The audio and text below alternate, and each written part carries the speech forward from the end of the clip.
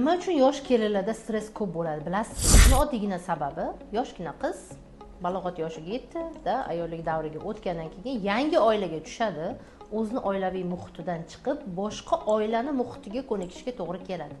Buning uchun har bitta oila a'zosi bilan til topishga to'g'ri keladi. Agar bunda qaynona sal tili o'tkirroq deymizmi-da, yoki o'g'lim qizg'anadiganlar hozir ko'payib ketgan, bir shunaqaroq bo'ladigan bo'lsa, bu yosh kelinga, ayniqsa homilador bo'lgan bo'lsa, juda ham katta stressga olib keladi. O'zimda bo'lgan patsientim beremenlik holida даже mana har kuni qaynonasidan gap eshitib, har xil gaplar, o'sha 5-etajdan boshlab 1-etajgacha yuvsa ham kunda kunora o'sha qornini qappaytirgan holatda, tim bolli egizak edi unda. Shunda ham rosa ko'p stressga tushardi, ugroza bo'rardi, shamollab qolaverardi-da, menga har hafta kelardi-da deyarli. Bunday holatda nima qilish mumkin? Buni oddiygina bir yechimi bor. Keyingi reelsimizda buni gapirib beraman.